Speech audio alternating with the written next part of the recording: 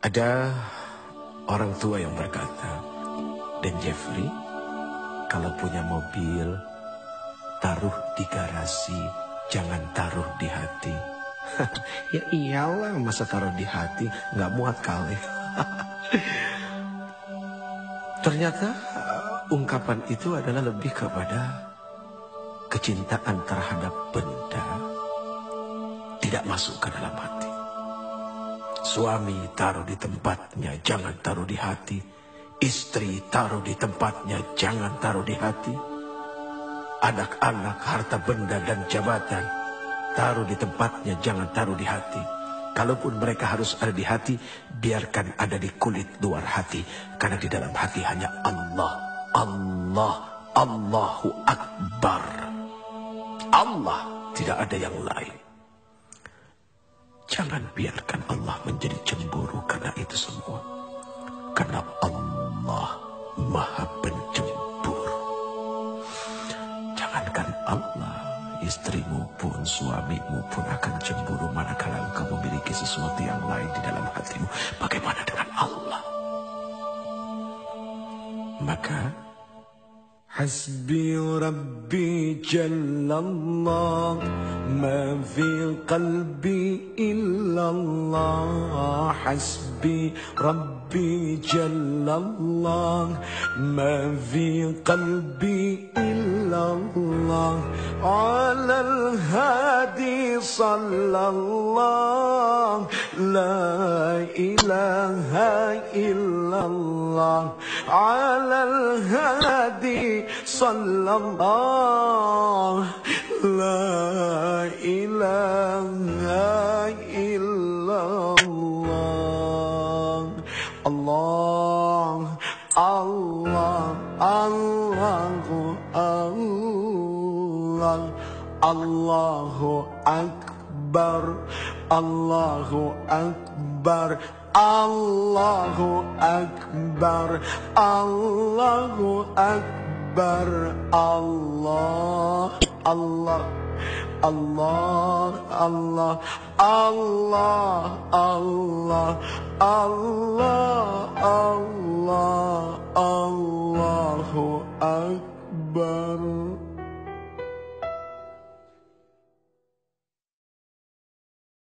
Istighfar adalah meminta ampun kepada Allah.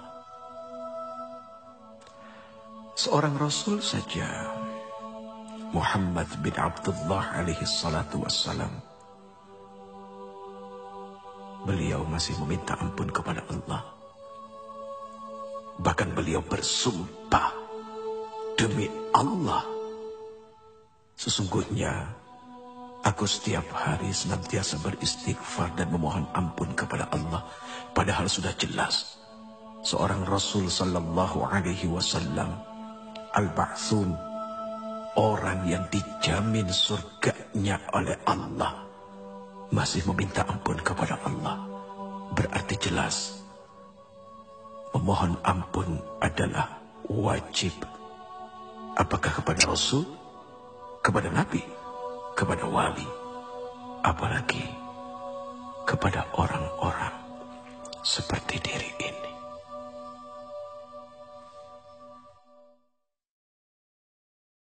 Ada kejadian cukup lumayan lucu, tapi mendatangkan hikmah yang sangat luar biasa besar. Sekali waktu Allah Subhanahu wa Ta'ala izinkan kami berangkat berumrah menuju Baitullah. Kemudian berziarah datang kepada Rasul sallallahu alaihi wasallam. Begitu sampai di dalam masjid, tiba-tiba diri ini tanpa sengaja melihat seorang laki-laki, orang Indonesia yang bekerja menjadi, apa ya istilahnya, marbot kali ya. Persisnya adalah orang yang suka membersihkan masjid. Kemudian terjadi obrolan, Assalamualaikum, Waalaikumsalam. Uci apa kabar?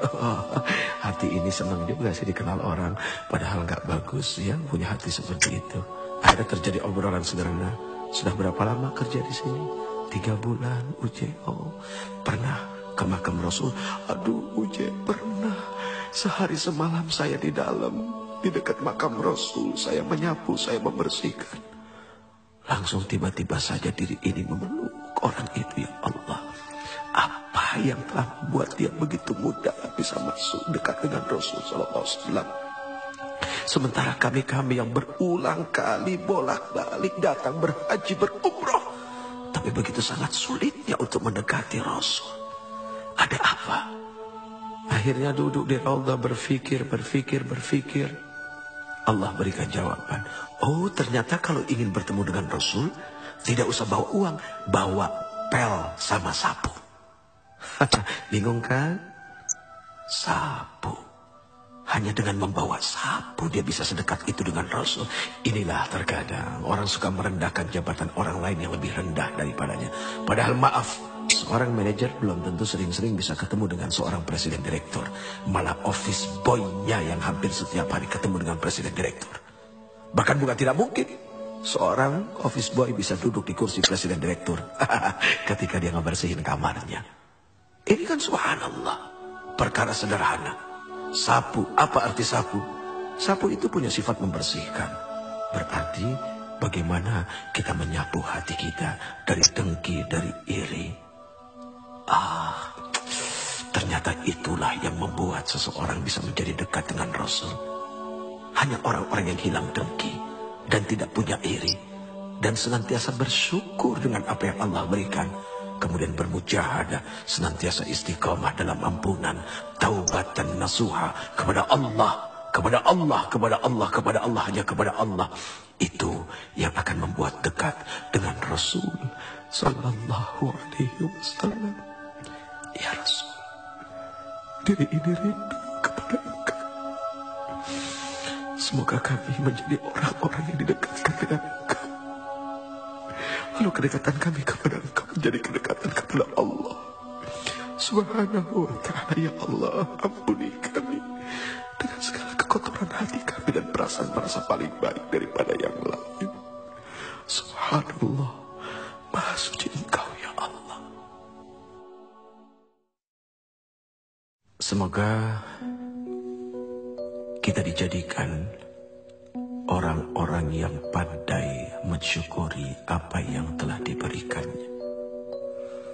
Contoh kecil, sekali waktu ada seorang pedagang yang didatangi seorang pembeli, kemudian dia membeli sesuatu yang nilainya kecil saja.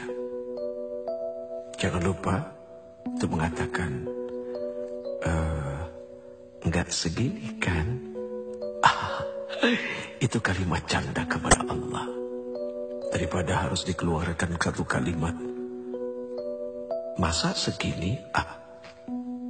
Itu tanda dari tidak bersyukur dengan apa yang telah diberikan. Manusia wajib bersyukur karena Allah Subhanahu wa ta'ala telah berikan modal yang besar kepadanya. Kalau ada orang yang mengatakan bahwa dirinya tidak memiliki modal, siapa bilang? Mata adalah modal yang dahsyat. Telinga adalah modal yang tak tertandingi. Mulut adalah modal yang sangat berguna. Bagaimana dengan akal, fikiran? Sudah pasti itu bisa menjadi modal kekuatan hidup dunia dan akhirat. Terima kasih, terima kasih. Ini satu ungkapan ucapan ketika seseorang diberikan sesuatu oleh orang lain. Terima kasih. Tahukah engkau apa sesungguhnya dari arti terima kasih itu sendiri? Terima kasih. Kalau sudah terima, jangan lupa ngasih.